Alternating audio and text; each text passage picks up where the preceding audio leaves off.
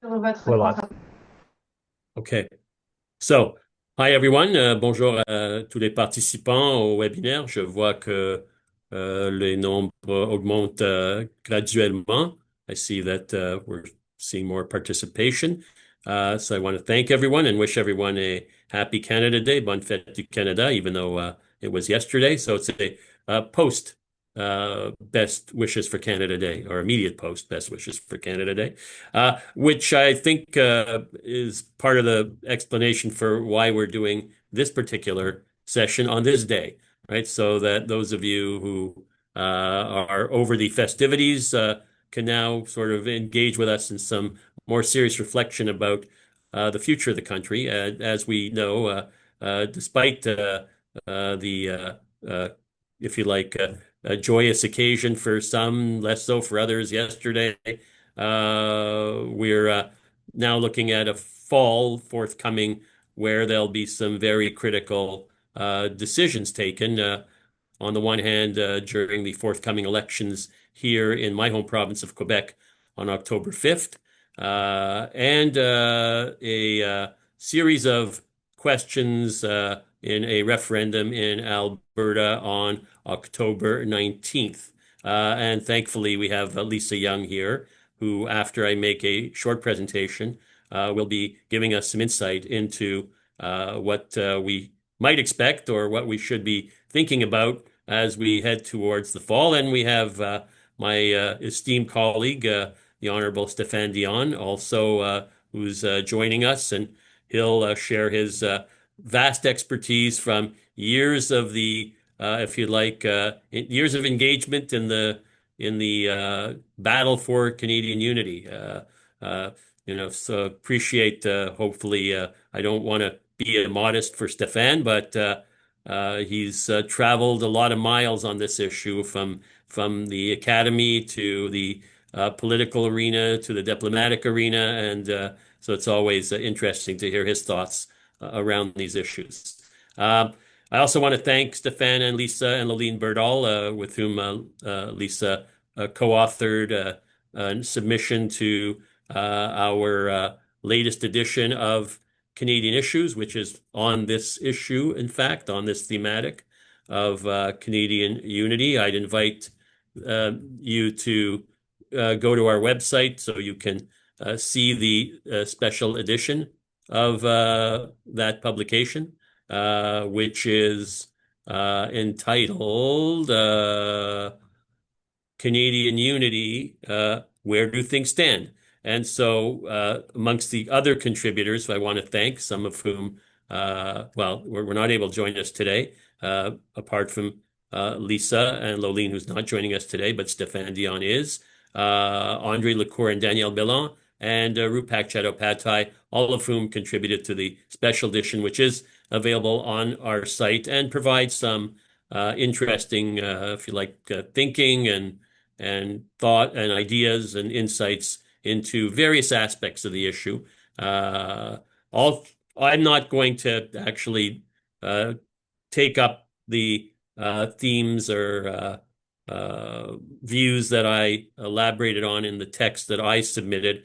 Rather, what I'm going to do to begin the conversation is to share some polling results from our most recent survey, which was done about 3 weeks ago, and in line with Canada Day, asked about pride in being Canadian, but also asked about whether people, if they had the choice, ties their regional interest over their federal interest in terms of their identity leaning, if you like, or positioning themselves from an identity standpoint. And so the results are interesting and somewhat ambiguous. I'll let Lisa and Stéphane, if they so choose, respond to some of that, but they know they have their own presentations. Je peux aussi présenter en français. Probablement, je vais faire les deux dans l'esprit de nos politiques en matière des langues officielles. Alors, je vais, si vous me permettez, ça va me prendre 1 minute ou moins pour juste mettre le deck sur l'écran. Alors, share, partage, c'est ça. Euh, Okay, wait. Hopefully everyone sees it. Okay. Now, here we go. So this is as I said was released. This was released. It was some of you may have seen the stories the story in the National Post and across the Post media network around this survey and some of the comments that I shared. Uh, I have some other polling forthcoming that looks a bit more specifically at how people react to some of the referendum questions, the Alberta referendum nationally, but that won't be out for another few weeks. So with that said, je commence. Let's start here. Uh, Go right to the slides, actually. Just methodology. It was done on June 5th to June 7th, 1,518 respondents. Uh, Margin of error, these polls, to the extent they offer margins of error because they're non-probability samples, so they're equivalent margins of error, and in this case, it's 2.5 points 19 times out of 20. So on with the poll. But before I do that, actually, a brief pause to close my door. Uh-huh. Okay. Now I've settled that business and get back to the presentation. So as you can see, this is a question that I've asked frequently in previous years, actually, sometimes twice a year. I've asked the question more often recently with some emphasis on the threat, if you like, to that some are feeling, some more so than others, some unevenly from the United States, as opposed to what's going on in Canada internally and the extent to which that affects our pride in being Canadian. The 86% number and tracking for sort of 20 years of these polls is more on the high end of the response to pride in being Canadian, which usually fluctuates between sort of 75 to 80 to about this number, about 86, 87%. So it's pretty much on the higher end, if you wish, of the results that I get when I ask this question. Uh, so what you also see in terms of this slide is the age profile of the respondents. Some of you may feel that the 18 to 24 18 to 24 cohort, which I've highlighted in red, which is showing 35% that strongly say or agree they're proud to be Canadian. They're a lot higher on the somewhat, 48%. Is may stand out for you, but it's actually nothing new. I've been running these polls for 20 years, and the spread, if you like, between the 18 to 24 cohort and the 65 plus cohort is pretty much what I've seen in previous iterations of these surveys with this question, so that those younger cohorts don't feel this type of pride in being Canadian with the same intensity. But since I've been doing this for 20 years, the 18 to 24 cohort 20 years ago is more like in the 38 to, if you like, 44 cohort today. And so that would put them up to 53% in that strong agreement. So in effect, we are seeing it's not so much the age effect as the cohort effect, if you like, right, or whatever, in terms of what we're seeing. The group seems to grow into it's a Canada is like a fine wine, it's we get more attached to it with age, if you like. I don't know. I'm not a wine drinker, so I apologize if that analogy doesn't work, but I'm hoping you get the gist of it. So by region. So regionally, in terms of pride in being Canadian, not much of a difference there. A couple of softer spots on the strong agreement, with Ontario on the lower end at 43% in terms of strong agreement. Uh, but excuse me, Quebec rather, in terms of strong agreement of 43%. Ontario's high at 62%. It's the highest in the country. No surprise there in Quebec in terms of it being a bit softer. And actually, the 81% overall for Quebec is on the high end of that number for Quebec, right? So despite all the unity debates, we're still showing high percentages of people saying they're proud to be Canadian. And in the other province that's undergoing the referendum debate, discussion, and vote in the month of October, they're at 88% in terms pride in being Canadian. So it's not the issues that Albertans and to some extent a lesser one I would suggest Quebecers are addressing are not so much about pride in being Canadian, right? There's still a strong sense of pride in being Canadian, which I'll get to in a shortly in terms of where the possible ambiguity might be in that regard. Now, pride in being Canadian, with respect to various subgroups in the survey. Oops, didn't want to do that. Back we go. No, sorry, little glitch there.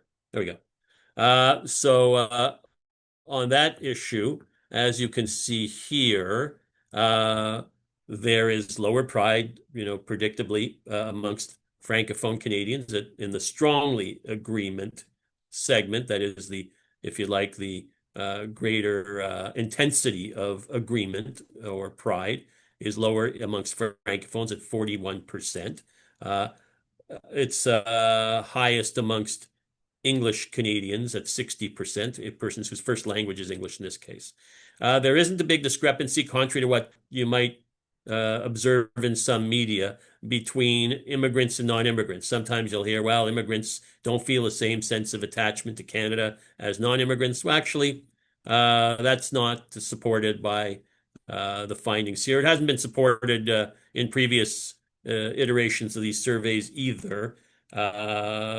So that the idea that somehow immigrants aren't here as long as other Canadians or aren't as rooted, and there's some relationship between rootedness and pride in being Canadian, that's not validated by this survey or previous surveys. The irony, I suppose, is here that the Francophone population is a very rooted population, and it's got lower degrees of pride in being Canadian because there's more complexity about the issue that speaks to the rather or doesn't validate the theory that rootedness is aligned with pride in being Canadian. And if you go to Canada Day festivities, you'll see a lot of newcomers or newer Canadians at those Canada Day festivities who are very proud to be Canadian and will publicly express that sentiment. So also Indigenous, non-Indigenous, I find that interesting too. I don't think there's anything counterintuitive about it, but some may feel it's counterintuitive in the sense that they'll be surprised to see that Indigenous respondents express that degree of pride in being Canadian. I'm not surprised by it because, I don't think all the statements, I should probably say this more carefully. I don't think that the sometimes statements you hear about Canada's really challenging, difficult, and very often too unjust past towards Indigenous persons necessarily out the other way ends up being channeled into negative sentiment about Canada, right? So that's not my sense, but there's, I suppose, more to be discussed there to the extent it can be discussed without creating sort of fractious discussions depending with whom you're speaking about it. Now we get to the second question in the survey, and that is, I identify more strongly with my province or region than with Canada. Now, it's not a optional question, right? I didn't sort of put it on a 4-point scale in terms of identify somewhat strongly, more strongly. I did it as a strong agreement or lesser agreement with the statement, right? So it provides, if you like, a bit of an orienting of the potential outcome, but I still think it gives you some interesting insight. And on that front, more people say they identify strongly with province or region than with Canada. 50% at least do overall. 41% disagree. 9% don't know. So, it's not 50 plus 1, at least in terms of the total, but it's a rough division, right? Again, it's not strong. This strong sense of agreement is strongly agreed 19%. So, but it shows you that there's that sort of blending of, if you like, of Canadian identity and regional identities, and that each respectively has its share of importance to Canadians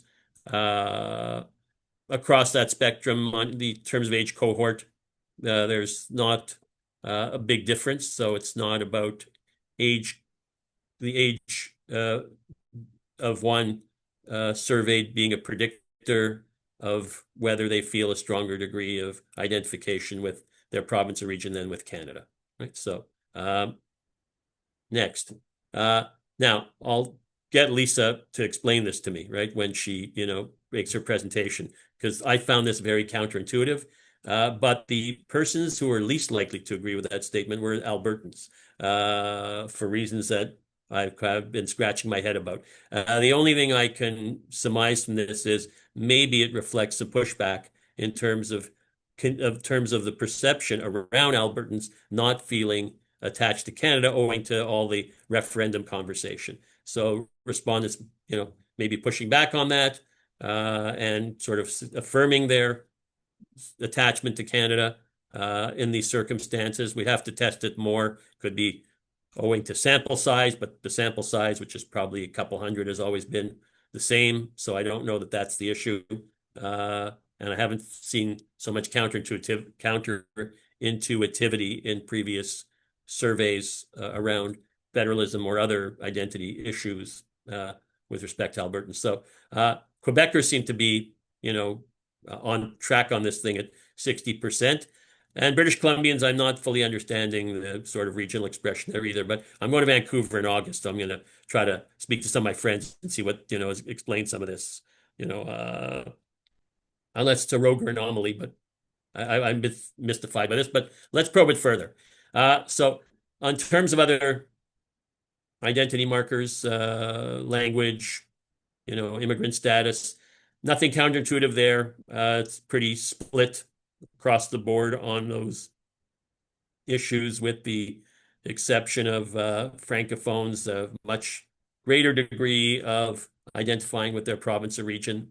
Not surprising. If I sort of do a survey and I have Quebec and Canada and I ask Quebecers where their attachments are, they're going to tend to be more attached to Quebec. Ils vont surtout dire que c'est le Québec d'abord, dépendant de comment la question est posée, la manière dont la question est posée, si c'est un liste, ça va être le Québec d'abord, avec laquelle il y a cette forte identification. Alors, il n'y a rien qui contredit des sondages récents.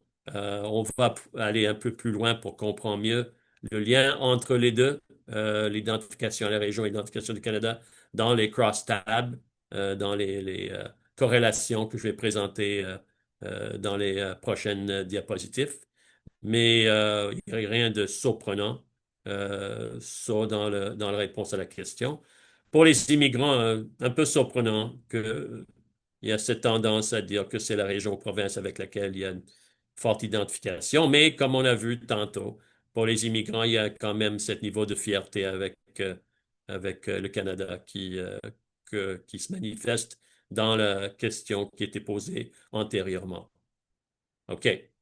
Now, let's look at the tab, or the cross tab between the two. And this was interesting, actually, because the issue of pride in being Canadian and the extent to which one expresses such pride is not misaligned, if you like, with identification with the province or region. In other words, those people who say, I am proud to be Canadian, 48% say they identify more strongly with their province or region than they do with Canada. 48% disagree. So they're split on that issue, right? So there's nothing there. And across the spectrum, the ones who strongly disagree, not proud to be Canadian, they're more likely, that's true by 20 points, to say that they identify more strongly with the province region with Canada. But saving that group, which is a small group, the strongly disagree about pride in being Canadian, a very, very small group. The other sort of groups across that spectrum, the somewhat agree, mind you, have 25-point difference. It doesn't speak to how there's this conflict between the two. Now, if we go to the next one, flip the other way, the people who say I identify more strongly with my province or region than with Canada, they're all reasonably similarly proud of being Canadian, upwards of 80%. So I think what that tells us is that unless the issue is presented as a choice, right? In other words, if I say, hey, folks in Alberta, It's a choice. You can either be Albertan or Canadian. They're in competition with each other. They conflict with each other. It's one or the other, which is very often the way these issues are framed in Quebec. Not so much in Alberta, and certainly in the rest of the country. I don't hear a lot of people telling me that you've got to choose between Ontario and Canada, right? Or BC and Canada. So my sense is that if it's not presented to you in that particular way, you're not going to respond in a way that makes those distinctions, right? So for the time being, we'll have to see, and this is where Lisa will provide us with some insight into the extent to which in Alberta, and I was just there, Lisa, I was just there 2 weeks ago for a conference. And Daniel Smith was there, and some other government reps were there, and no one talked about the referendum in this conference, which was about migration and diaspora and governance issues, which was interesting. None of the civil servants, so it was a taboo topic for everybody. But excuse me, Canada-U.S. relations was the overall arching theme for this thing. So, but I didn't get the sense that it's an Alberta versus Canada framed choice, right? In terms of at least the identity dimension of it, right? And actually, here in my home province, I'm noticing that the Parti Québécois keeps saying that, well, don't worry about it. You'll be able to keep your Canadian citizenship after the breakup, where there's dual citizenship, and so they're still offering you lots of opportunities to stay Canadian. I mean, I list some. They're saying so much about that. I'm wondering why we're having a referendum, frankly, So, but in any event, or we might have a referendum. I apologize. So, I'm hoping we don't here in Quebec. So, now language issues, those people. This is just in Quebec. You can see various vast differences in Quebec between non-francophones and francophones in terms of identifying more strongly with province or region, right? So another issue, and that's it. So bottom line in this, stop share. Still a good deal of pride in being Canadian amongst Canadians. Still some strong expression of regional identification, but by and large, with the exception of some pockets in Quebec, particularly amongst francophones, for the most part, I suggest the poll doesn't validate the idea that the issues are being framed as competitive issues. That means that it's possible to strongly identify with your province and region without that undercutting your pride in being Canadian. And we'll have to see outside of Quebec where issues get framed that way, the extent to which it gets framed that way in Alberta, either before the referendum or after the referendum or referenda. I don't know whether I call them referendum or referenda, or whether it's a referendum on a referendum, which is what I've been describing it, by the way, in media interviews that I've been doing lately. I keep saying it's actually a referendum on a referendum. So, but I'll leave it at that, and I prefer we wait till everyone makes their presentations before there are any questions, if that's okay. Je préfère qu'on attend avant, on laisse d'abord à Lisa et Stéphane d'intervenir et de faire leurs présentations respectives avant qu'on prenne les questions. Et après, on va avoir des conversations. On peut aussi demander des questions. Je peux poser une question à Lisa ou vice-versa. And same with Stéphane, and we'll go from there. So thanks very much, everybody, and look forward to the rest of the presentations and conversation.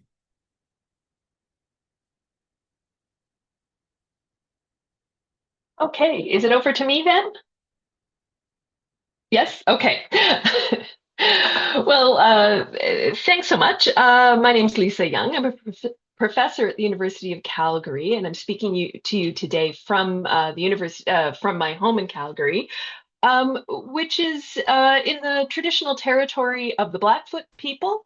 And Calgary is located in the territory of Treaty 7. And as we talk about the question of Alberta separatism, I think this is a useful thing to recall, and also to recall that every square inch of the province of Alberta is treaty land.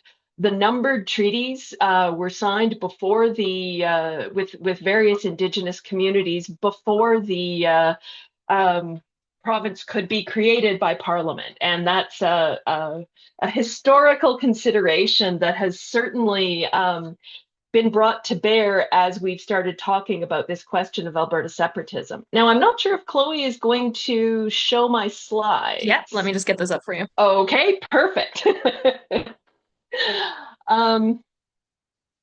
So what I'm going to do today, and I may rush through this a little bit because Jack has certainly posed me some questions already.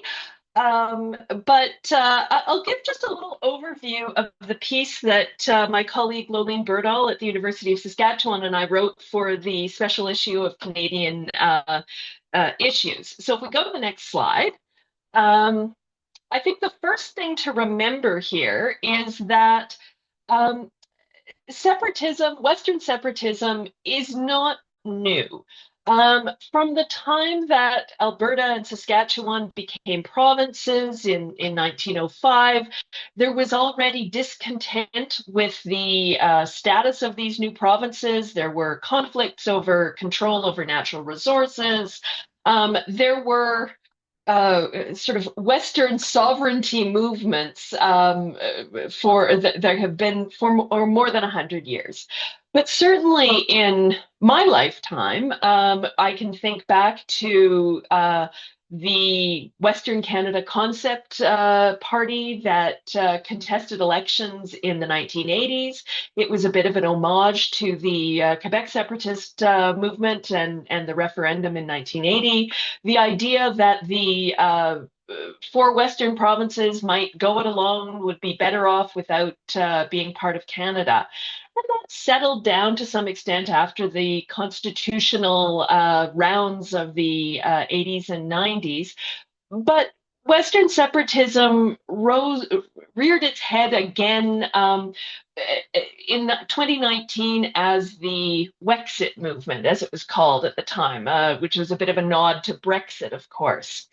And if we can go to the next slide, what I've done here is to pull together some polling results just to average them out for what we see about support on an opinion poll for saying that you would support the idea of Alberta leaving Canada, or questions that ask, would Alberta be better off if it wasn't part of Canada?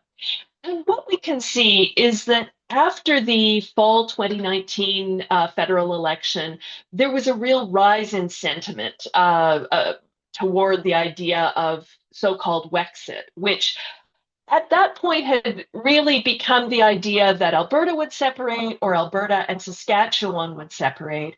And it was a pretty visceral reaction to the re-election of the Trudeau Liberal government.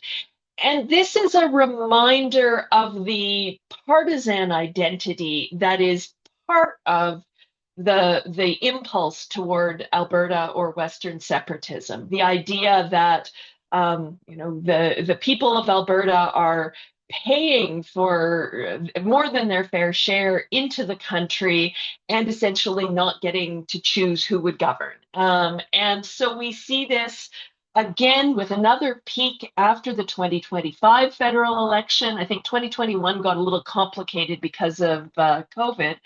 Um, but even there, it's this sort of peak of sentiment right after the election, which then wanes back to its sort of standard 25% or so. And, the polling questions matter from this point of view, how you ask the question, but somewhere between 20, 25, maybe as high as 30% of people in Alberta and Saskatchewan will say that they would prefer to be their own country. And so for the rest of this presentation, I'm going to use data from a survey that Lolene and I did for academic purposes, thinking about populism in Alberta and Saskatchewan.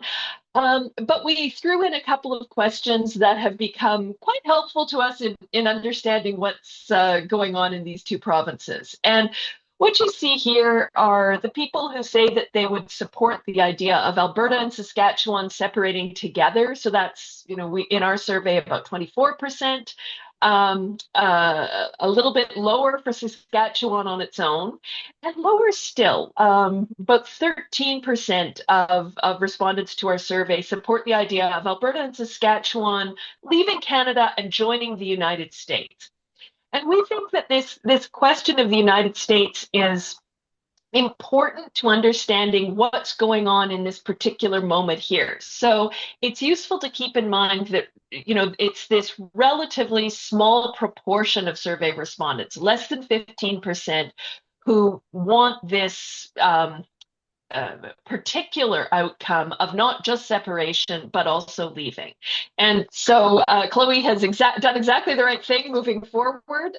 You can see, and I'll point this out, just I've separated out here respondents in Alberta and in Saskatchewan. And what you see is that there's not much difference between views expressed in these two provinces. So if we move on to the next slide, we asked a question that was for other purposes, but has ended up giving us what we think is some insight into the worldview of people who favor the idea of separatism. So the people who we've called separatist here are those who favor the idea of Alberta and Saskatchewan together leaving Canada.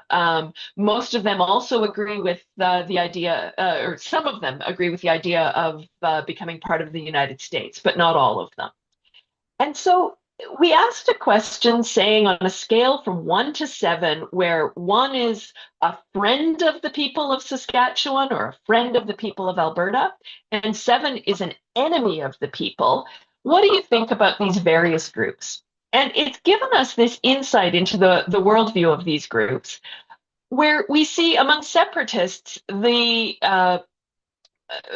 agreement is that the primary enemy of the people of Alberta or the people of Saskatchewan is the federal government of Canada, followed by Quebec and Ontario, then by environmentalists, immigrants, the United Nations, and just making it over that dividing line between friend and enemy, the United States.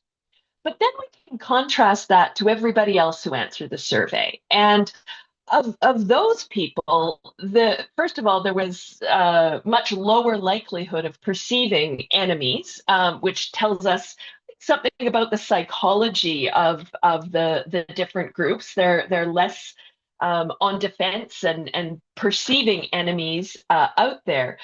But the entity that was seen to be the most likely to be the enemy of the people, in fact, was the United States. And we think that this offers some insight that helps to explain some of the reaction among non-separatists to the idea of the referendum. And I think also gives us a bit of an insight into some of the phenomena that Jack was just talking about from his survey results.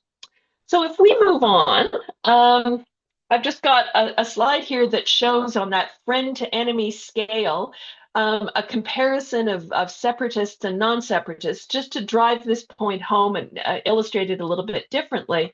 For separatists, the federal government is much more likely to be seen as an enemy of the people of their province than the United States. Among non-separatists, the reverse is true. But I think it's also useful to keep in mind that among those non-separatists, when you ask about the Canadian federal government, the view is neither friend nor enemy. And I think this also gives some insight into thinking about how the federal government might respond to the challenge that's posed by the Alberta referendum in the fall. So if we move forward, I've got a couple of other slides. These are things that we didn't include in the article for Canadian issues, but I think offer just a little bit of further insight into the mindset of separatists versus non-separatists. And here I'm looking just at respondents in Alberta. So there's a difference of opinion. Separatists are more likely to think that equalization is unfair to Alberta, although only 60% of them agree with that statement. There's a greater belief that natural resource development will benefit everyone. So we see some of what is sometimes called extractive populism, the idea that the resource industries are in the interests of the people. Vast differences between the two groups in terms of whether they see being part of Canada as a good deal or a bad deal. The separatists, not surprisingly, are inclined to see it as a bad deal, and the non-separatists not. And then this is a question that I think about this all the time.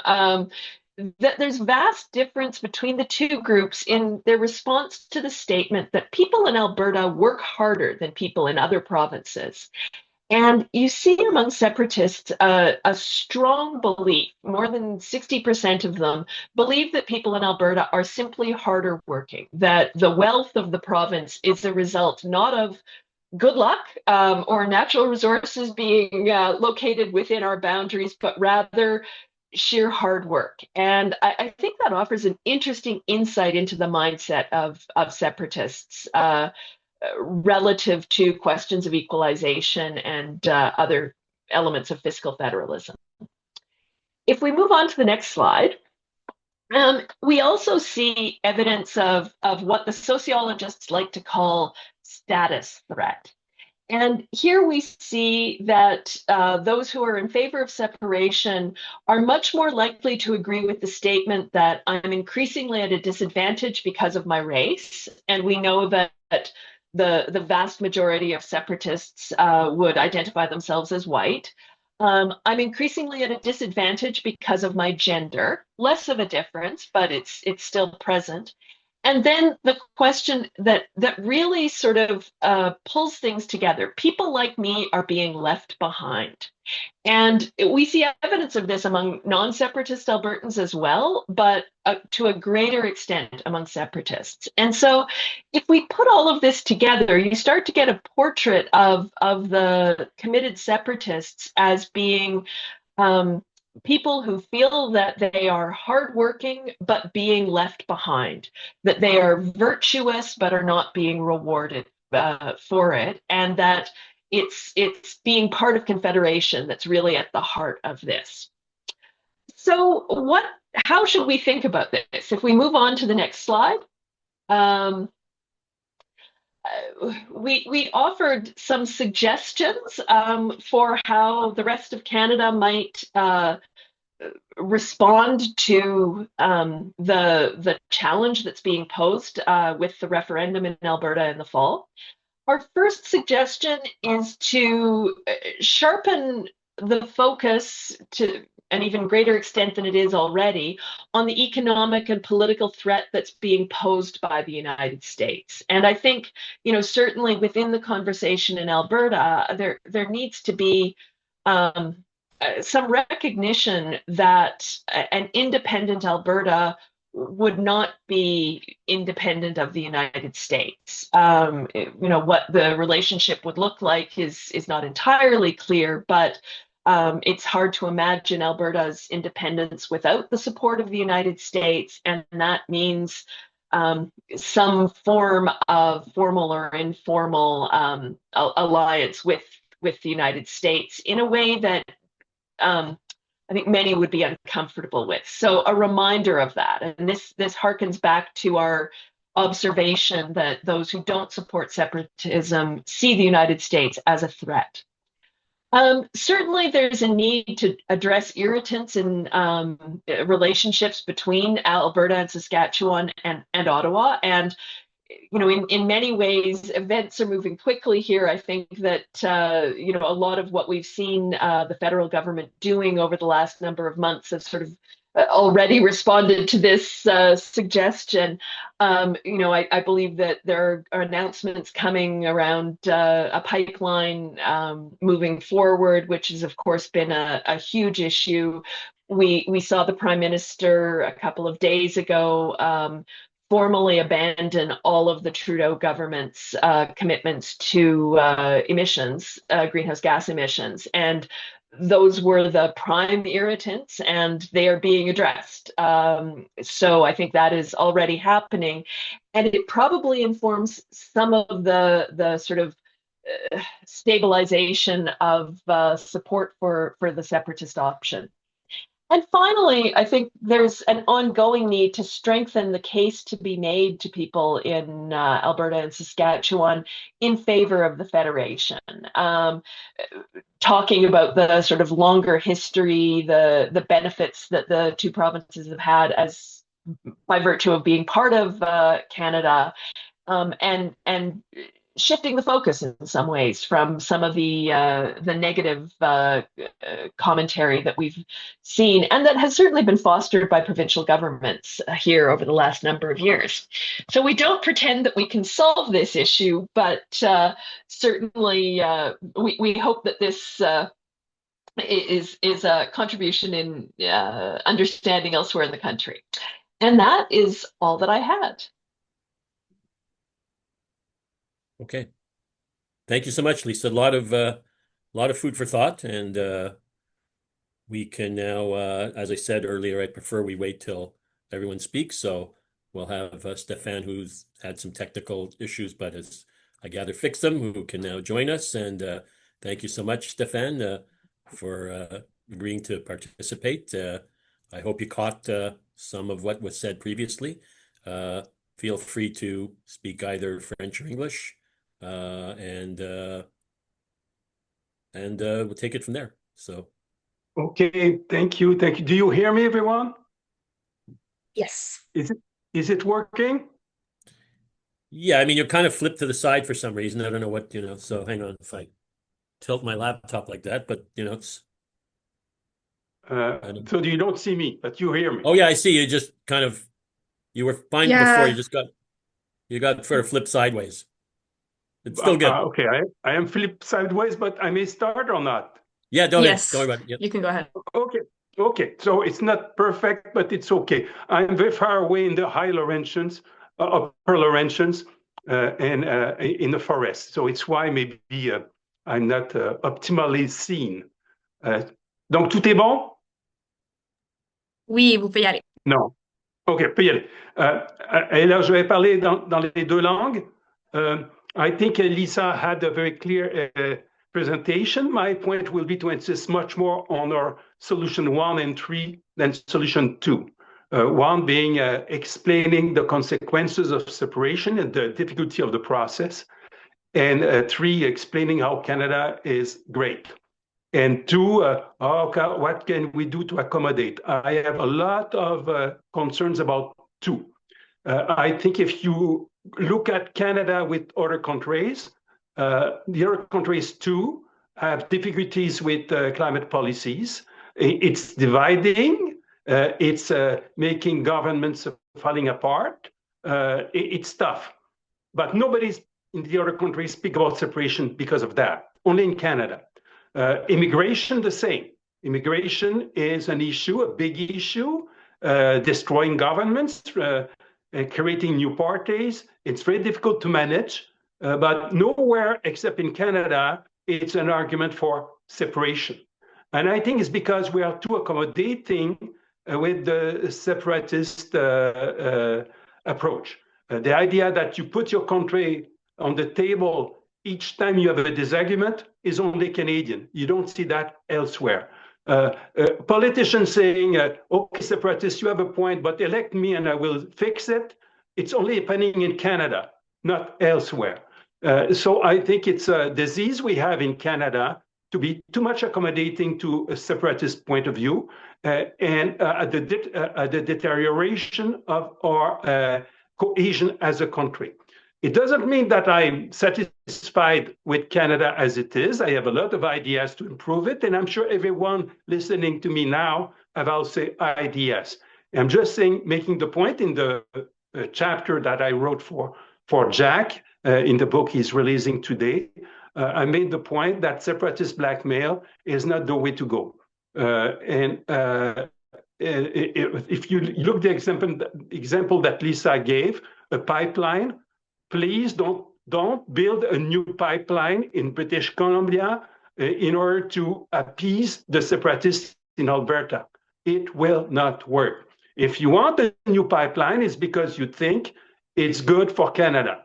Canada needs a new pipeline. I have personally a lot of doubt about it. I think that Peter Nicholson wrote a great piece showing that there is no business case for a new pipeline, but somebody may disagree, and then we build a new pipeline for Canada. But to do it in order to appease the separatists will never work. Separatists don't want piecemeal solutions like that. They want a new country. And look in Quebec, and also this attempt to appease separatists in a province will create jealousy elsewhere. What British Columbians will have to think about, oh, maybe we should blackmail with separation as well, and then will not be imposed a pipeline that we don't want. So I don't think it's something you see in other countries, and I would propose to my country to not do that. And to make clearly the point about Canada, yes, Canada, we have idea to improve it, a lot of ideas, and I may share my ideas in another context than today, but never will present my ideas as necessary to make Canada acceptable. Because it's impossible to make Canada acceptable because it's already the case. It's a great country. You have about 1 billion of human beings dreaming to become Canadian because it's a great country. Not a perfect one. We have ideas to improve it, but to make it acceptable is not possible. It's already done. And we should not be complacent with the circular point of view of separatists who are saying we are separatists because Canada does not work. And the proof that Canada does not work is that we are separatists. Alors, ce point de vue circulaire, il ne faut pas avoir une indulgence à son endroit. And so that's the point I'm making in my chapter. It's not a way to say the status quo is okay, is fine, there's nothing to improve in this country. There's a point to say that this country, as it is, does not need to be split up. There is no one good argument for Canada's separation, Canada's secession. There is no one. And it must be clearly said. Otherwise, we are trivializing our ordinary disagreements about climate policy, immigration policy, and so on, something that you see everywhere. And we are making it dramatizing our ordinary disagreements. And we are making separation something trivial, something that it's a solution among others. When in other countries, separation is not possible. In most democratic countries in the world, they say they are indivisible and nobody can remove the citizenship of the country to the people. It's not possible. So in Canada, we accept separation as a possibility, but it must be done under the law, under the Clarity Act, under the Supreme Court reference. It will be a tough constitutional negotiation. It should be described as it is, as something dramatic, something very difficult to achieve, and not to cave into this view that, oh, you should not present separation as a difficult thing to do, because you will be accused then of trying to do fear-mongering. Alors, l'argument selon lequel parler des difficultés de la sécession est un argument de peur, non, je suis désolé. C'est un problème difficile à résoudre que de briser un pays moderne, de briser les liens qui ont été créés, de retirer aux Québécois ou aux Albertains leur pleine citoyenneté sur tout le territoire canadien et de retirer aux autres Canadiens le fait qu'ils sont dans leur pays quand ils viennent en Alberta ou au Québec. C'est quelque chose de très grave à faire que de transformer des citoyens en étrangers. Et ça doit être présenté comme tel, comme quelque chose de très grave à faire. Et là, on verra que les arguments pour faire une telle chose ne tiennent pas la route, ne sont pas à la hauteur de la grande difficulté qu'on aurait de briser un pays comme le Canada. So that's the point of view I express in this chapter that I invite everybody to read very carefully. Merci beaucoup. All right. Merci, Stéphane. Thank you very much, Stéphane, for your sharing your thoughts with us and your wisdom with us. So now we can do two things. We can hear from the panelists if they have any questions for each other. So Lisa, if you have questions for me or for Stéphane, and and or if I have questions for you or Stéphane, or if Stéphane has questions for you and I, we can start that way. At the same time, others can wait for us to finish if we have questions, or start posting some of your questions in the chat. Right? And then my team will read those questions out. Right? So, Lisa, any questions?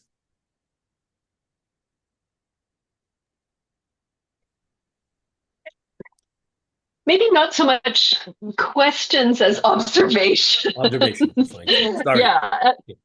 Because I very much agree with the notion that policy accommodation in response to separatist threat is a moral hazard. And yet here we are. And you know, if we had a proponent of Alberta separatism, you know, on the panel today, I think that the response might be to say that the moral hazard does not initiate with the response to Alberta, that there's at least a perception in Alberta that Canadian politics have been focused around the accommodation of Quebec at the expense of other provinces, and that's a response to the threat of secession from Quebec. Now, I don't necessarily agree with that analysis, but it's one that's very powerful within the Alberta discourse. And so I found myself, you know, over the last number of weeks, thinking about this. On the one hand, you know, I'm not at all convinced that there's a case for a pipeline, another pipeline to the West Coast. On the other hand, I think that for the federal government at this point not to be seen as a strong supporter of this would be seen as a historic humiliation of Alberta, you know, to use the language of Lucien Bouchard. And so there's very little that will change the minds of the committed separatists in Alberta, who are, you know, maybe 20% of the population. But those folks, you know, who see themselves as both Canadian and Albertan, whose attachment to Canada is perhaps not as strong, and whose attachment to Alberta and the notion of prosperity that's associated with Alberta, those are people whose votes in this coming referendum, I think, could be affected if the federal government were to change course at this point. So, not a question, but a comment. Sorry. Stéphane? I think it's completely true what Lisa said, that there's the view in Alberta that the federal government has been very accommodating to Quebec. Quebec has been a spoiled kid, and that we should then do the same and blackmail with separation in order to have what we want. But it's not it's a vicious circle. If we continue to think this way, it will be worse and worse and worse for the country. In fact, this blackmail of separation hurted the province of Quebec very, very deeply. And this is the point we should make to Albertans. Don't emulate that. It has not been good for Quebecers at all. And there is only one country in the world where a pipeline would be described as a need to keep the country united. And it is Canada. And it is a shame that we came to this point. Not so long ago, Alberta had a government that was trying to develop renewable energy and to make sure that Alberta will be the place in the world where renewable energy is the most developed, and was working hand in hand with the government of Canada, Mr. Trudeau and Mr. Guilbeault. And these people were not less Albertans than others. They have been defeated at an election, it happens, but only in Canada you put the country on the table for this kind of things.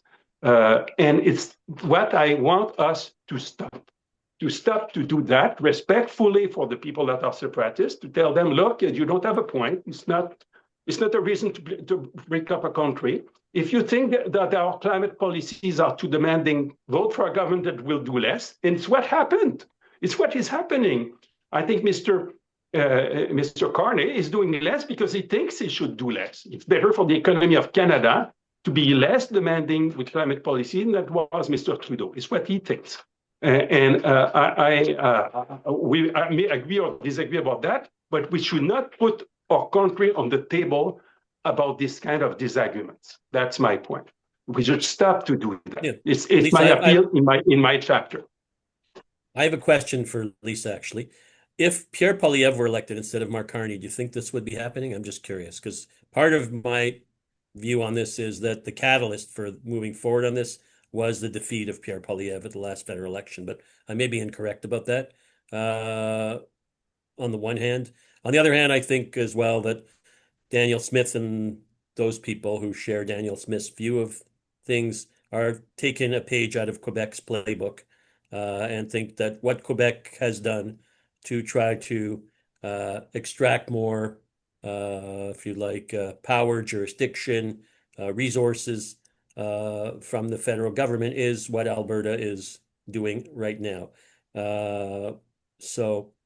And underlying that as well, but I don't want to get away from my question, is this sort of poker game where the stakes are getting higher because Quebec's also in the mix at around the same time right now, where it's sort of feel like a convergence of pivotal decisions will make this thing more complex and make the poker and the stakes of the game a little higher. Yeah.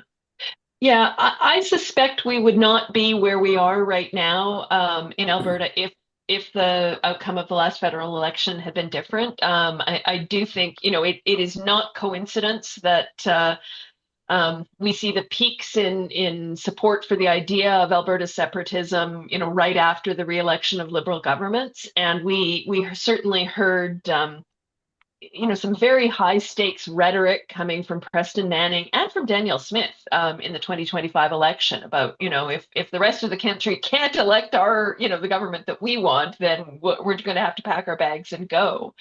And so, there's absolutely a partisan political element to this. Now, I think of the sort of separatist movement, to the extent that it's a movement in Alberta, as having two overlapping strands. The one group are the true ideological separatists who I think would end up becoming frustrated even with a conservative government at the federal level, as not moving quickly enough, as accommodating other sorts of things, but they wouldn't have the support of that second element of the movement, which is very much a sort of a strategic strand of separatism that is absolutely, I think, trying to emulate what they perceive to have been the tactics of Quebec. And Daniel Bélan and André Lecour have both have written together about the extent to which Quebec is seen as both a problem within Confederation by Alberta separatists, but also as a strategic model.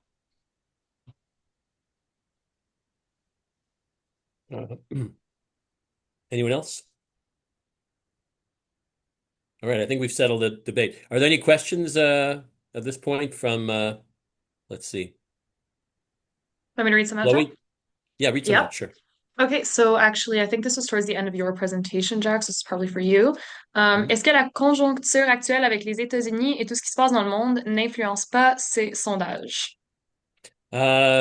Oui, en partie. La question, je vais traduire et je vais répondre en français. La question est, is the actual context where involving how the United States and what's happening globally influencing the results of the survey?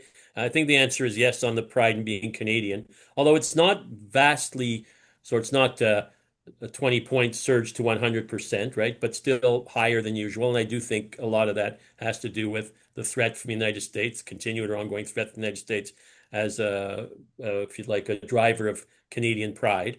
So my answer would be oui, je pense que ceci est un élément important dans les niveaux records qu'on voit en termes de fierté avec le Canada. Ceci dit, comme l'enquête a démontré, il y a aussi pas mal de Canadiens qui ont une identification assez forte avec leur province ou leur région. Alors, ça ne veut pas dire, c'est-à-dire que le fait d'être fier du Canada n'enlève pas le fait qu'au Québec, par exemple, les gens en grand pourcentage sont fiers d'être québécois. Ceci n'est pas euh, euh, n'a pas diminué avec la menace américaine à notre identité. Alors, certaines choses demeurent entières en termes de l'expression identitaire. So that would be my answer to that question. Okay. The next question was also about your presentation, Jack, and it was, may I ask the number of the percentage of Canadians that took the survey? 1,518. All right. That was quick. Thank you. The next question. I've been like this since I was in grade 3. It's this number. I got this numbers thing going. So. Perfect. The next question was asked during Lisa Young's presentation, and it says, can you cross-reference the status threat feedback across race or immigration status? We could, but have I run those numbers? What I can say, from what we know, sort of in the various analyses of support for separation, we see the strongest support and this sense of sort of status threat. The strongest demographic predictors are living outside the metropolitan areas, being male, and being white. Now that it doesn't work 100% in terms of predicting support for separation, but that is sort of the demographic. And if you observe any of the sort of events, the separatist rallies and so on, you see that being played out. And so in part, what's going on at the sociological level here in Alberta, I think, is that urban-rural tension that we see in other places in Canada, in the United States, and so on, a sense of rural areas being left behind. And that's coupled in some ways with a sense of antipathy toward increasingly diverse, ethnically diverse urban areas. Great, thank you. I think the next questions are also for Lisa. Yeah. Next two, then Stéphane. Okay, cool. Yeah, so the next one was also during this presentation. So it says, I may have missed the beginning, but the target audience and the sample size used to generate this data were not specified. Could you please elaborate on how Saskatchewan was included in this survey group? I would also appreciate some additional explanation regarding the findings that emphasized a specific political party and the US. Sure. So the first thing I'll say is to refer you to the piece in Canadian Issues where we've done all of our reporting of survey related issues. But this is a survey. It was done for us by Léger, where we had samples of just over 1,200 people in each of Alberta and Saskatchewan, being very careful to meet the demographic characteristics of both provinces, that we were trying very hard not to underrepresent people in rural areas, because that's an ongoing issue of these panel-based surveys. That we tend not to capture people who are more conservative and people who live in rural areas. And so that's the sort of the background on that survey. And I've forgotten the second part of that question. I would also appreciate some additional explanation regarding the findings that emphasize specific political party and the US. Okay. Yeah. And so what I've given you there has nothing to do with political parties. I'm not making a case about that using the data. What we did ask was simply this question of, these various entities, do you see them as friends or enemies of the people of your province? And we we were using this question for other purposes. We were really interested in better understanding sort of the character of populism in both of the provinces. And we included the United States just as a sort of point of reference because of everything that was going on at the time. And so we were intrigued to see how the United States popped out among non-separatists as a perceived threat in a way that wasn't the case for the separatists. So we just think that that's an interesting observation about sort of the worldview of the two groups. Okay, and then also for Lisa, any thoughts or data on the population groups amongst the non-separatists that you can share? Yeah, I mean, again, what we see in all of the survey data about support for separation or opposition to separation is that support for separation is strongest in rural areas. It is not particularly strong among immigrant communities. Janet Brown, who's a pollster in Alberta and is sort of seen as the lead pollster in the country, has done some research where she finds that in some ways the strongest predictor attitudinally of support for separation is being both high income, having income over $150,000 a year, and feeling that you can't meet your expenses month to month.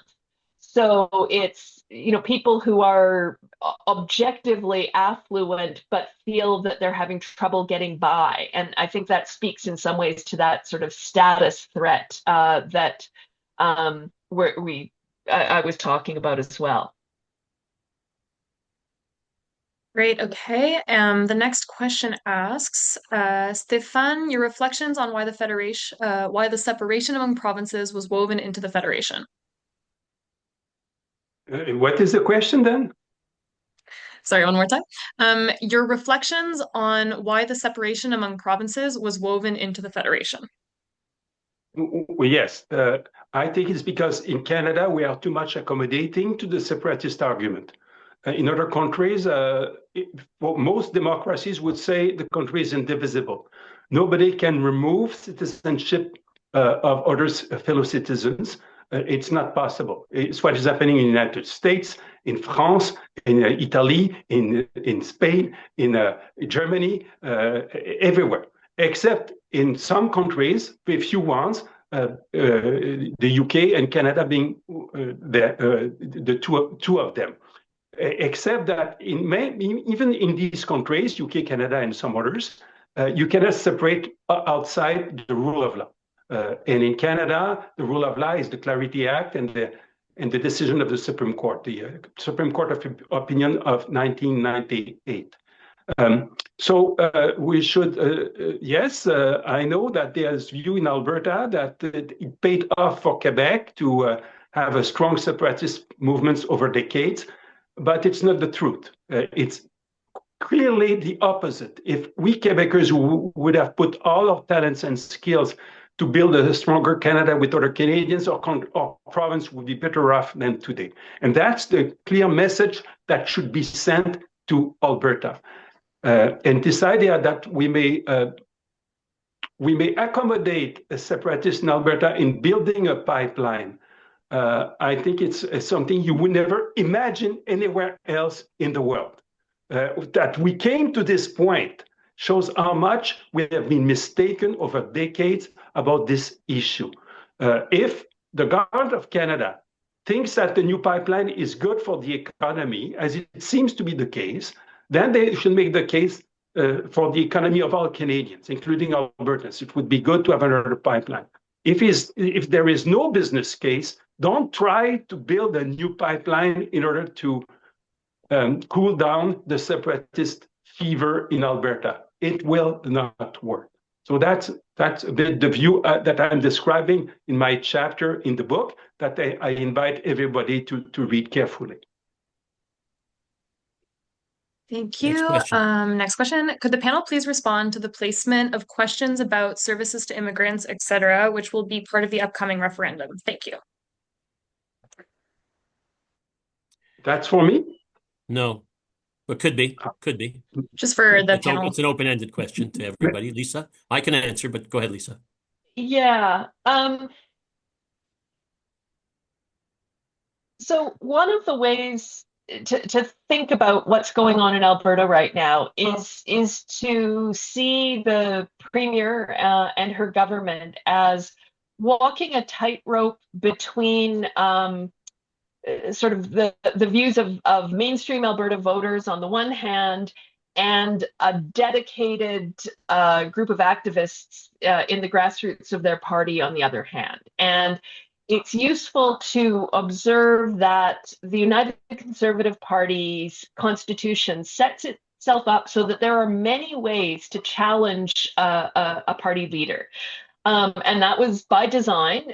It was intended to ensure that the grassroots, who are ideologically quite distinct from other supporters of the party in many ways, would have that power. And so what we've seen over the last couple of years is significant sort of anti-immigrant sentiment among those grassroots supporters of the party. And that's something that I think that the premier feels some obligation to respond to. And so I think you can see the referendum question as part of that. The provincial government has been under a lot of criticism for large class sizes, complexity in the classroom over the past year.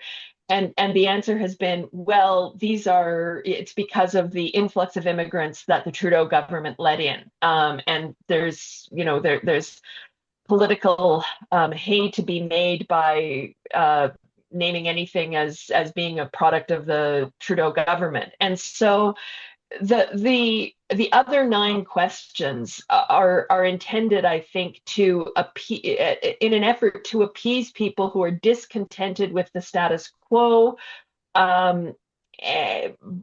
short of voting for separation. At least that's what I think the premier would say if you asked her about it. Yeah.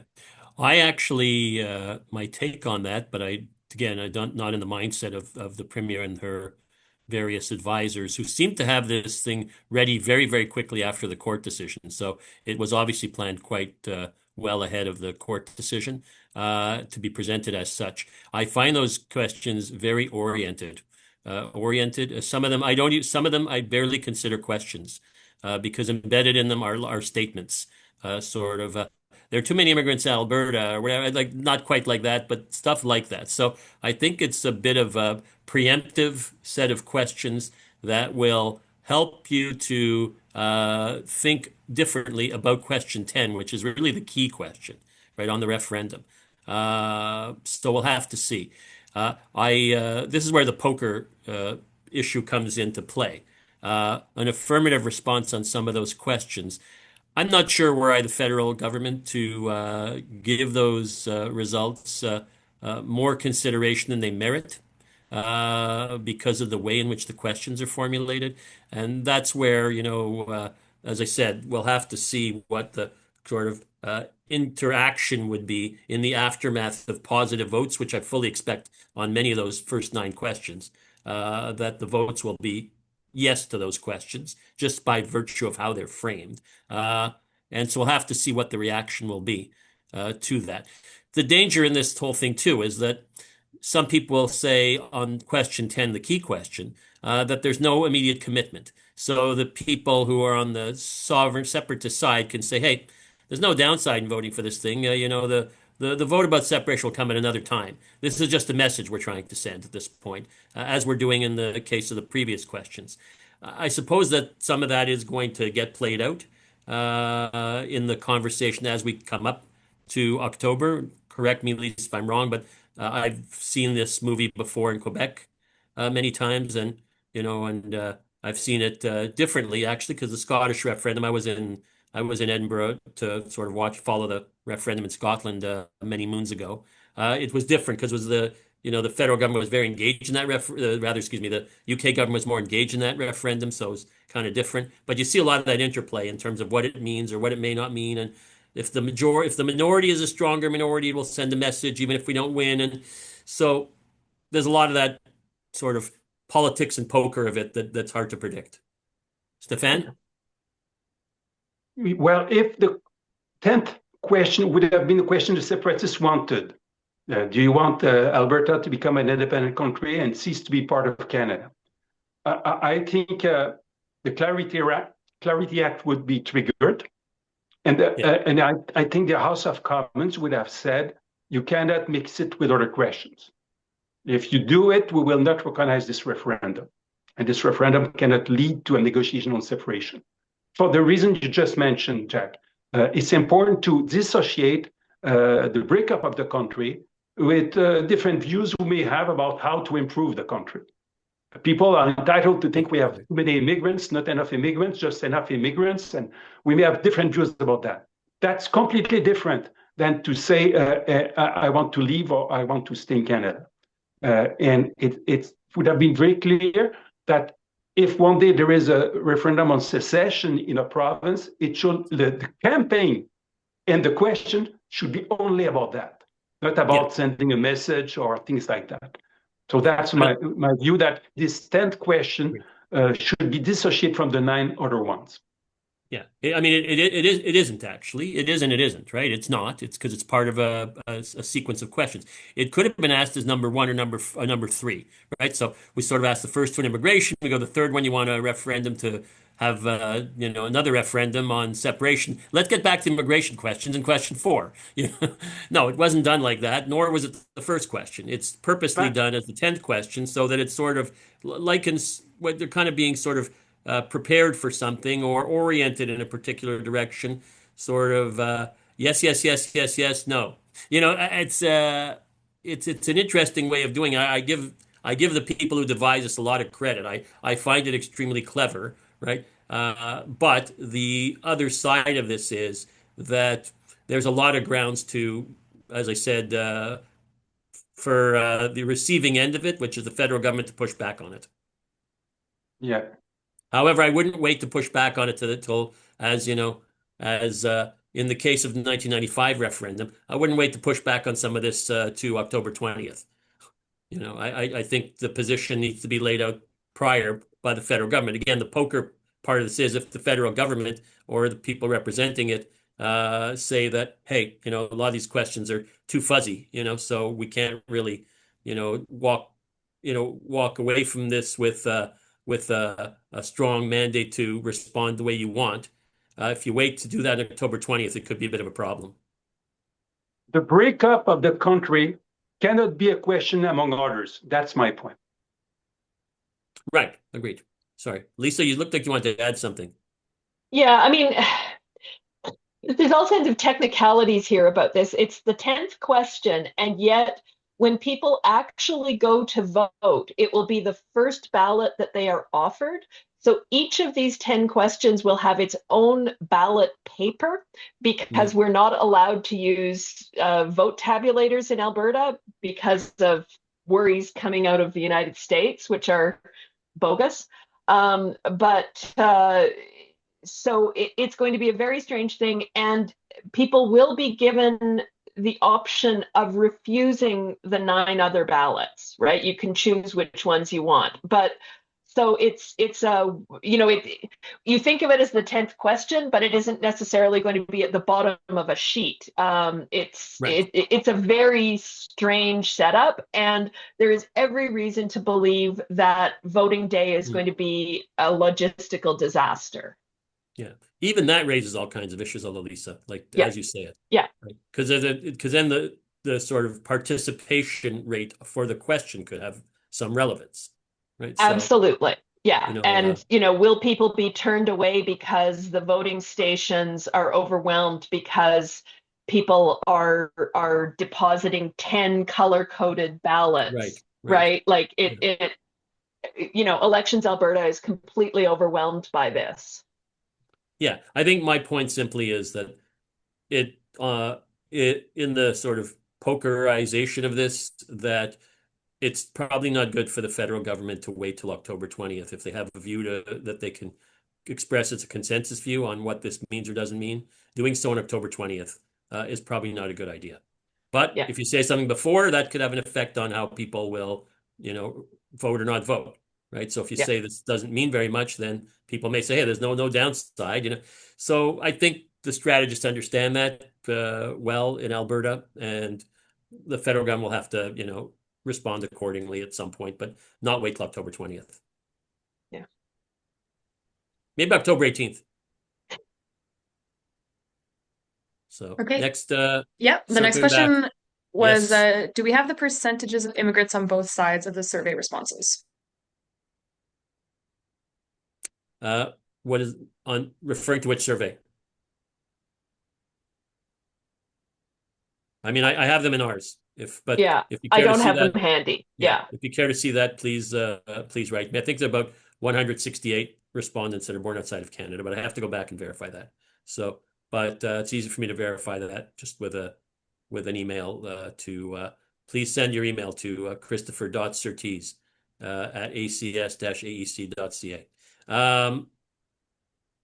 Next. Okay. And then the next question is, compared to 1995 or 1980, would you say the level of engagement against separation is the same, more, or less? Also, do you have the sense that the Federalist case has a viable value proposition that ACT has memes in the same way as those for separation in Alberta and Quebec? Geez, I don't remember where I was in 1980. So that's hard. I do know 1995 very well, Howard. And thank you for the question. We'd say this level of engagement against separation is the same, more or less. Also, do you have the same? Yeah. Value proposition, same way as separation. Right. Stéphane? The question is the engagement for separation as big today than it was in 1980 and 1995? In Quebec, I guess, or? Yeah, I guess. Well, it wasn't in Alberta. There was not, right? It's not the same. No, there was a separatist movement the value in Alberta at that time. Yeah. What I would say is the support for separation is not very big in Quebec and in Alberta. Your polls show that, what the polls you have shown and the polls before. It's the salience of the issue that is bigger. Because you had the premier, who, in order to keep her country or party together, she accepted to lower the bar for a referendum. Only in Canada something like this would happen. Only in Canada. And she lowered the bar, and then Albertans on the obligation to have a referendum that they did not want, most of them. So it's an unpopular referendum created by a premier willing to keep our party united at the expense of the cohesion of the country. In Quebec, the support for separation at 30-35%, between 30-35%, is not significantly high, but it's enough to allow the Separatist Party to win the election and maybe as a majority government because of the split of the votes. It's not anymore a two-party system. It's a five-party system. So the Parti québécois may win the election with about 30% of the vote, which is about 30% of the separatists. It will be very difficult to bring the Parti québécois support below 30% because you have 30% of separatists. But if the rest of the vote, the anti-referendum vote, is split among the conservatives, the liberals, and the CAQ, la Coalition Avenir Québec, it's possible that the Parti québécois will have a majority government with maybe less than 30% of the vote. It's not impossible. So we'd be in a situation where the support for separation today is low, but you would have a majority government willing to use all its resources to create a fever like in 1995, the fever that may bump up the support for separation from 35% to over 50%. That's what they will try to do. Yeah, I'll only say this, Howard, and we only have 5 minutes left or 4 minutes left. I don't know what Stéphane thinks about this, and Lisa may be too young to remember those referendums, so I don't know. Sadly, no, I do remember. But and this I'll say this is going to sound I say this in a really odd way, but there was something about the 1995 referendum which I was more involved in, and Stéphane also much more involved in. That was more a debate of ideas. I know Stéphane, c'est le même, il y a la même logique inhérente quelque part en termes de chantage et tout ça, mais j'ai trouvé que c'était plus un débat d'idées à l'époque que est le cas aujourd'hui. Je trouve qu'il y a manque de substance dans le débat, manque de ferveur, manque d'émotion en 2026. C'est plutôt, pour moi, en tout cas, quelque chose que le Parti québécois doit faire. Oui, Mais oui, à oui, oui, l'époque, oui, oui. à Oui, mais l'époque, tu sais bien que c'est une fièvre, le nationalisme, et que la I just fièvre peut thought it was prendre. like I found in 1985, in terms of my own personal engagement in it, much more a clash of ideas and visions, than it is today. I don't find it's there at all. I was reading through the PQ. They have a blue book. I don't advise reading it, by the way. It's very long. Le Livre Bleu du Parti Québécois. It's quite long. I wouldn't advise reading it. But half of it to me sounds like a book of fiction. Something like Lost Horizon or something like if I'm trying to think of the one with Shangri-La in it. It's got a lot of that sort of orientation in it. But it shows you how it's sort of a lot of the ideas are just platitudes, repeated platitudes from days gone by. They're like the world hasn't evolved in many years. So whatever. I'll have something more to say about that in future. Uh, so that's just my answer to that. I know there's another question, and we have time for maybe one more, and maybe both Stéphane and I can respond to it. C'est de Jacques Robitaille, Monsieur Jedwab. Avez-vous remarqué une évolution dans la perception des Canadiens anglophones vis-à-vis les Québécois francophones? Cette perception s'est-elle améliorée avec le temps? Le Canada anglais a beaucoup évolué avec le temps. Je pense pas que on peut traiter, je comprends la question, mais en termes binaires, je pense que c'est difficile pour moi de parler quant à une perception des Canadiens anglophones qui est très vaste et diverse comme groupe. Et je ne sais pas s'ils ont une opinion fixe des Québécois francophones. Il y a une espèce d'intérêt, à la fois une espèce d'indifférence aussi, de part et d'autre. Je pense pas non plus que les Québécois francophones, si on pose la question à l'inverse, quant à leur opinion des Canadiens anglophones, il faut faire attention au binaire, le Canadien anglophone ou les autres ou le reste du Canada, c'est loin d'être monolithique et c'est difficile dans ce sens-là de répondre à la question. Ceci dit, je dirais aussi, j'ai fait ma thèse doctorale sur la Confédération et j'ai jamais conçu la Fédération comme une affaire d'amour. Right? C'était pas une affaire d'amour entre catholiques et protestantes. C'était pas comme une réconciliation de groupes qui s'aimaient tellement. C'est-à-dire Georges-Étienne Cartier et John A. MacDonald et George Brown. C'était pas l'amour entre eux qui ont. C'était une question de pragmatisme. C'était quoi qui était dans l'intérêt à l'époque des provinces. Je dirais qu'il y a plus d'affection aujourd'hui qu'il y avait en 1867, paradoxalement. But, si Stéphane a quelque chose à ajouter. Oui, j'ai quelque chose à ajouter. J'ai ajouté ce qu'on voit dans ton sondage, que les gens sont fiers d'être Canadiens. Oui. Et il y a un idéal derrière ça. Il y a des intérêts, bien sûr. Oui. On est plus fort que si on était 10 provinces égoïstes. On a une économie beaucoup plus forte du fait qu'on est ensemble. Mais il y a aussi un idéal. Et cet idéal a été exprimé par Georges-Étienne Cartier dès le départ. Et les gens y croient, cet idéal, quand on leur formule, quand on leur rappelle. Ils y croient qu'on est plus fort par nos différences, que c'est formidable d'avoir deux langues officielles qui sont des langues internationales, qu'on souhaite que nos enfants les apprennent, qu'on a des choses à apprendre les uns des autres, qu'on ne connaît pas assez bien ce qui se passe au Québec ou ailleurs au pays, qu'on doit faire des efforts dans ce sens-là. Il faut encourager les gens dans ce sens-là. Il ne faut pas leur dire votre pays n'est qu'un intérêt puis qu'on ne s'aime pas. C'est pas vrai. Par contre, dès que l'instant vient que la séparation est sur la table, que certains disent, si vous ne me donnez pas ceci ou cela, je peux partir. Alors là, tout le monde est de mauvaise humeur. Tout le monde est de mauvaise humeur. Et ça, c'est ça qu'on devrait arrêter de faire. C'est le but du chapitre que j'ai écrit pour ton livre. Excellent. Lisa, you have a last word? I think we have to keep in mind that even though it's inspired in some ways by what's perceived to be the experience of Quebec, Alberta's separatist movement and the conversation that's taking place against it is a very different thing. Alberta is so much more integrated into English Canada. The population has grown vastly through interprovincial migration and international migration. It really is a different undertaking, even though we're using the same language here. And it makes it complicated for us to wrap our heads around. Perfect.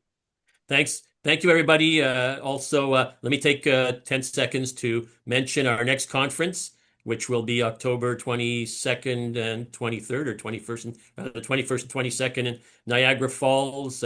We will have a plenary on national unity with Stéphane Dion, who's here with us today, Bob Ray, Martha Hall Finley, and we're waiting for one more confirmation. Also want to thank the Canadian Minister of Identity and Culture, who will be one of the stakeholders in our conference in Niagara Falls, for their ongoing support. And again, my deepest thanks to both Lisa and Stéphane for your participation today and for your contribution to the publication, and look forward to continued collaboration. Merci.